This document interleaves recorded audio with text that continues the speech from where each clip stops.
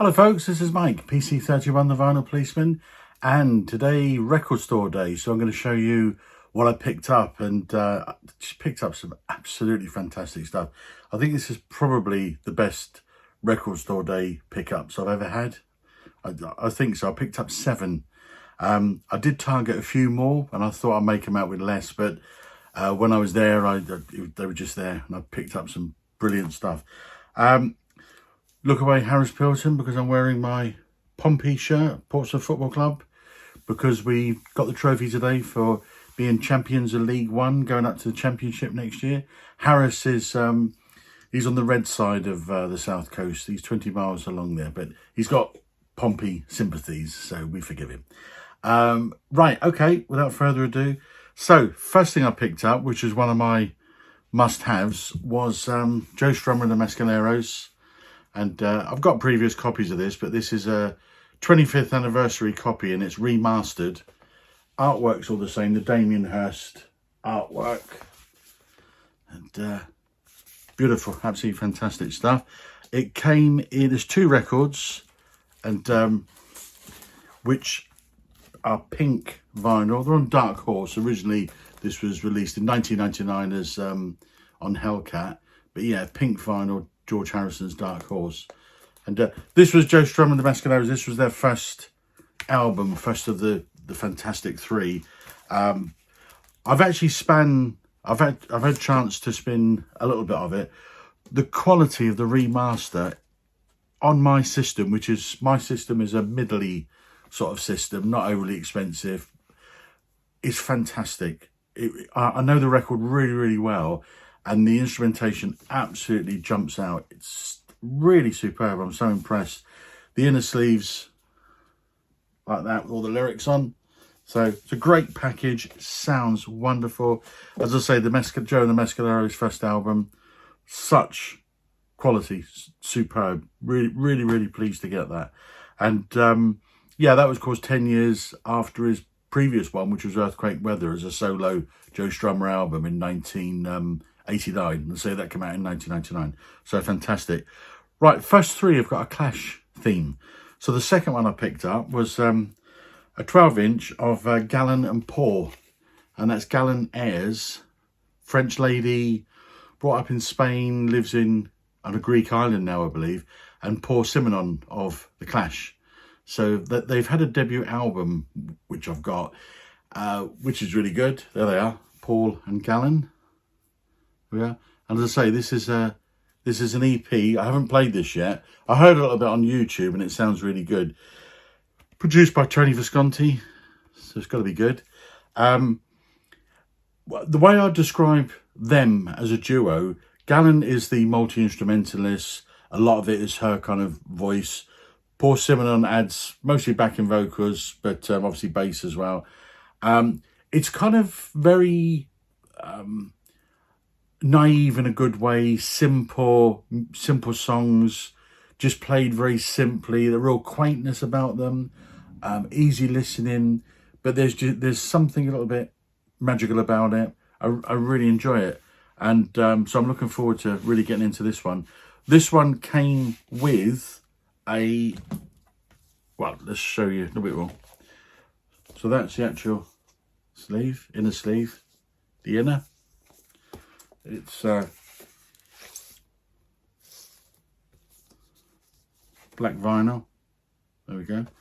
But what it came with is also a signed, not printed, but an actual signed card. So there's another inner, something you can frame if you wish. But then it came with, on cardboard, quite thick cardboard. There we are. Gallon Ayres. Gallon Ayres is Kevin Ayres' daughter, actually, and Paul Simonon's signature from The Clash. And I say they are original signatures. So lovely. But I'm looking forward to hearing that. As I say, it's simple, but just really enjoyable listening. Very, very good. So the third one, which has got the Clash connection, is of the Slits, Viv Albertin, an EP called Flesh. The reason this has got the Clash connection is because her on-off boyfriend in the 70s, late 70s, was Mick Jones of the Clash. And Mick Jones appears on this. He's remixed one of the tracks. And on that particular track, he also adds guitar and backing vocals. Viv Albertin, I mean, I believe after she left the Splits, she had quite a long hiatus out of the music industry. Came back in 2012 and made a solo album, Vermilion Border, I think it's called. I haven't got it, but and this is an EP, 5-track EP, which she's done. This is absolutely fantastic. The second side, The Forced Heart, I Should Have Known, and I think a lot of these tracks do come from that Vermilion Border album, but they've obviously been remixed. I Should Have Known, remixed by Mick Jones. The second side, The Forced Heart, I Should Have Known, I've played about 4 or 5 times, just put it back and played it. Those 2 songs are absolutely fantastic. Side 1, really good, but I'm not quite so into as side 2. Side 2 is really superb. So I'm absolutely loving this 12-inch Viv Albertin of the Slits. Fantastic. With it came some, it's called Flesh, and there's some art cards, some art that Viv did from 1974, separate postcards. Yeah, okay, 4 of those. I didn't really need those. It's those 4 things basically there. Meat, they're called. Bit unnecessary, but there we are. Fantastic 12-inch. Absolutely love it. That is one of the highlights for me of Record Store Day. Superb, absolutely superb. Okay, so next one up. Now this is fantastic. This is really fantastic. So, Pete Murphy of Bauhaus. So this is an album called Peter Live Volume 1 Covers. So Peter Murphy of Bauhaus. It's all live and it's all covers. And it's a funny, and Trent Reznor plays piano because he covers Hurt on the actual album. Oh, it's got a raised top. That's interesting. There's the cover. Still in the shrink at the moment. There's the back. Before I actually just run through the tracks, because you'll really want to know what these tracks are, because they are excellent. This is the vinyl.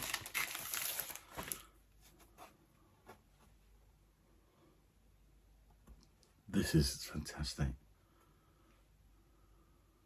Okay, now let me run you through these tracks because they are so good. Okay, so the album opens up with Fun Time, off of Iggy's Idiot, so written by Bowie and Iggy. Fun Time, I say, it's recorded live. Really good version, absolutely fantastic, fits his voice so well. Second track, Joy Division, Transmission, and superb. Absolutely, really good version.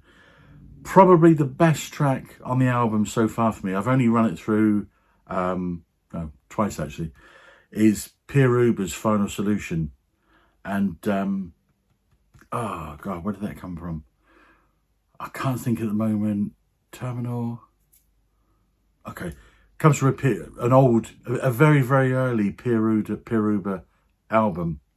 I think it was a very early Pierre Uber single, and then it's on a singles compilation album which came out late 80s, early 90s. But anyway, the track Final Solution, Pierre Uber, the version on this by Peter Murphy is staggering. It's really good. The side ends up with Bowie's Space Oddity. Yeah, it's okay. It's done in a very Peter Murphy kind of way. Such a hard track to cover. Side 2, Purple Rain, Prince. Not sure about that one. That's such a hard track to replicate, especially the solo and everything. So not too sure. Second track, Magazine's The Light Pours Out of Me. Fantastic. Absolutely brilliant. Suits Peter Murphy's voice really well. Fourth track on the second side, Love Me Tender, Elvis Presley. Terrible. Don't like that one at all. That's the worst track on the album. And then it ends up with a magnificent version of Hurt, Trent Reznor, 9 Inch Nails. And Trent Reznor, all it is Peter Murphy's vocals and Trent Reznor's piano. And with the dissonant piano, which Trent Reznor wrote in the original, obviously there was a lot going on. But in this, the music is just the piano. So those dissonant chords, it's so eerie. It's an absolutely fantastic version. Peter Murphy sings it really, really well. I didn't think anybody could get near the Johnny Cash version, actually, which I thought was the best. But probably still is. But this is a fabulous version. So it's a strange album because there's a lot of tracks on here which are fantastic. Absolutely fantastic. A few I wouldn't have put on there. Purple Rain, Love Me Tender. But okay, the rest is great. But it's one of those really compelling albums that you just can't wait to hear. It's fantastic. Really, really love it. Right, okay. Next one up is one of the must-haves for me, one of the absolute growls when it was announced for Record Store Day. And I've mentioned the Sound, a post-punk band, many times on my channel, and Adrian Borland was the front man, was the driving force. His original band way back in 76, 77 was a band called The Outsiders, and then The Outsiders, his second band was Second Layer, then The Sound, and then there was lots of solo work before he passed away in 1999.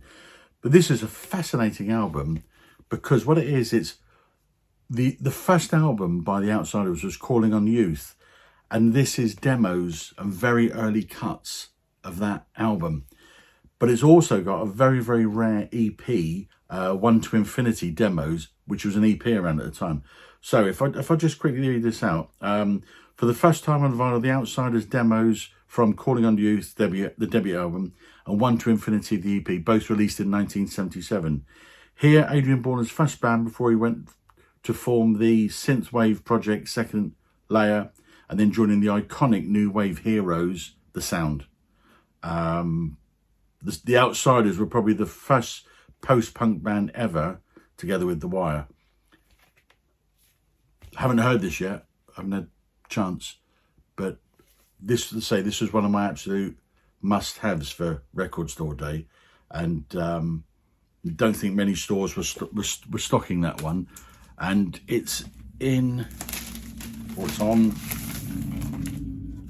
red vinyl. There we go. But if you like punk, post-punk, that's going to be a fantastic album. It really is.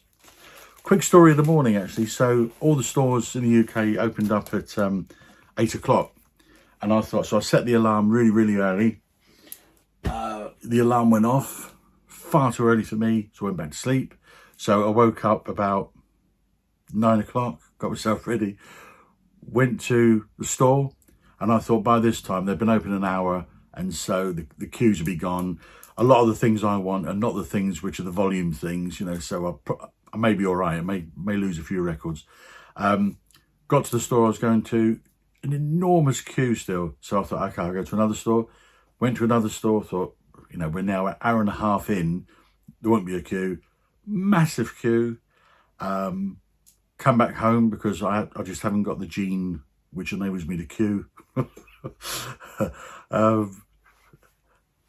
Unless it was a new Clash gig and Joe Strummer was reincarnated or things like that. I just really can't queue. Anyway, long story short, went back again with my wife and the dog at about 11 o'clock. And I thought, no queues now, it'll all be gone. Still a queue. Went back again at about 11:30. And amazingly, most of the things I wanted were still there. I had to make a few phone calls to some other stores, so I had to jump around a bit to buy what I wanted. There's only two things I would have picked up, which just couldn't get, and I'll tell you that at the end. So the next one I've picked up was Live at the Academy, New York City, 12th of April, 92, television. And I was quite keen to get this one, actually. There's the actual track list, and I haven't played any of this yet. I haven't had a chance. But it's a really good track list. So as I say, so Live at the Academy, 1992. The vinyl is One's red, 2 albums, 2 records. So one is a lovely red television. I shall re-sleeve these. They're in horrible paper sleeves, which is a bit disappointing, but okay, I'll get over it. And the other one is white vinyl. So looking forward to playing those. Okay, so that's television, and what's that? I think that's 6. And so the very final one, Ben Rankins.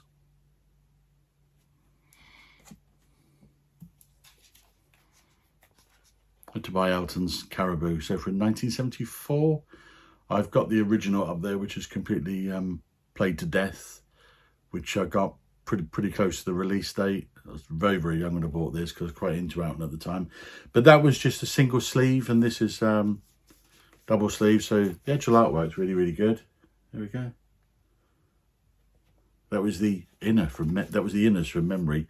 But now with these, so the lyrics are on the inside, and if you look at the actual 2 records, and obviously before when it was released in 74, it was just all on 1 record.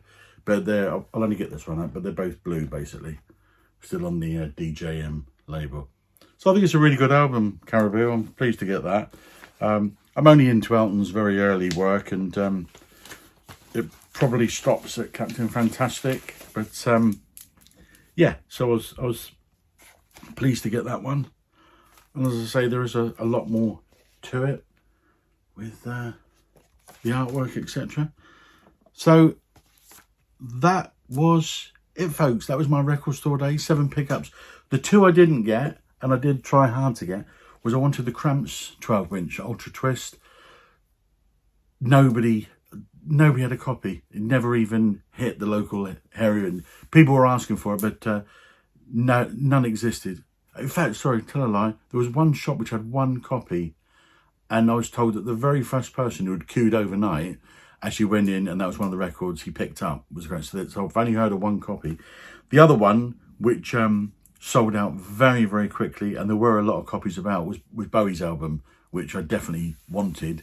But and I've tried several different stores, completely sold out of the Bowie one. So, but fantastic record store day. 3 Clash related ones, which is fantastic. But the Viv Albertin, superb, absolutely superb. The quality of the Joe Strummer rock art and the X-ray style, fantastic. Yeah, great. So that's the weekend taken care of. Okay, so I hope you got what you wanted, folks, and speak again soon. Thanks.